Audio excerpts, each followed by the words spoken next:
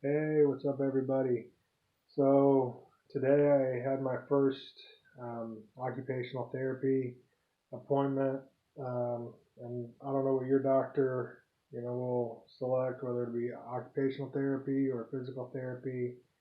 Not really sure what the difference is.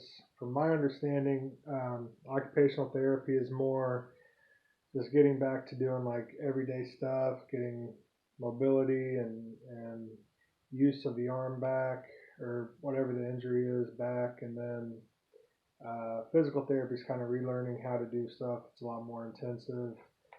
So it kind of just depends on what your doctor orders. So right now I'm on a 4 week plan, which isn't too bad. Today we kind of just did some walkthrough stuff, and she put this bandage on to help with rubbing and you know making it a little bit more comfortable.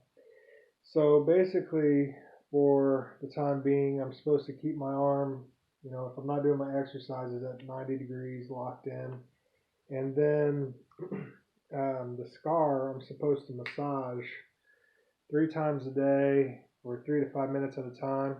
And she recommended using some, oil-based type of lotion, and then 5 to 6 times a day.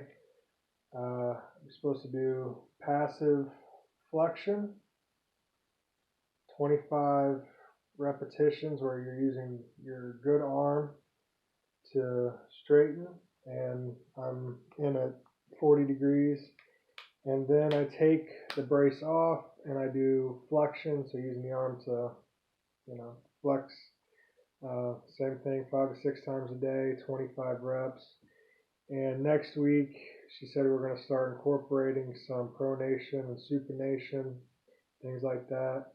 I talked to her about the training program for the triathlon, and my doctor had said 6 weeks, which is fine. I was going to do a 20-week training block, and now that'll be cut down to 16.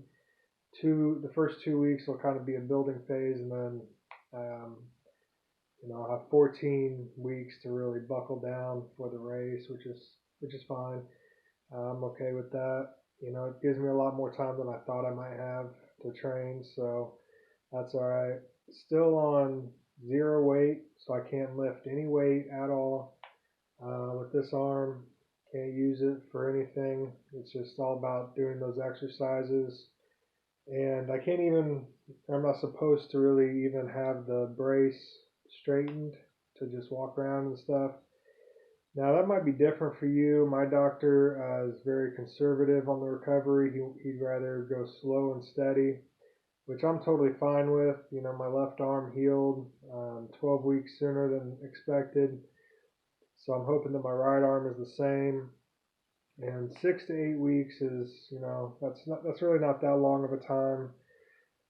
As long as I have full function and use of the arm and everything's fine, there's no complications, rather than me going a little too fast and messing something up, because you do have to remember your your tendon is attached by a suture and then anchored in through the bone, and that's the most common type of surgery that you'll have for this.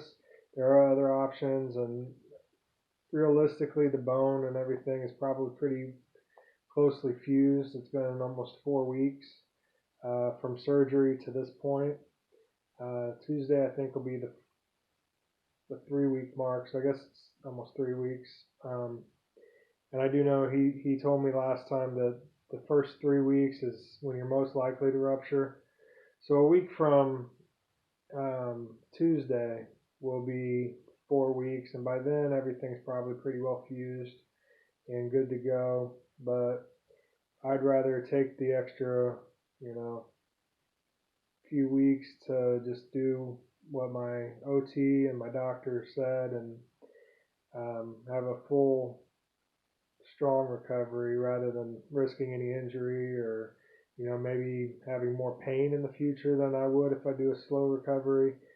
So not necessarily messing anything up or re-injuring it, but just not giving it time to fully heal before I start lifting anything, even light stuff, and not and being stuck with some pain in the future.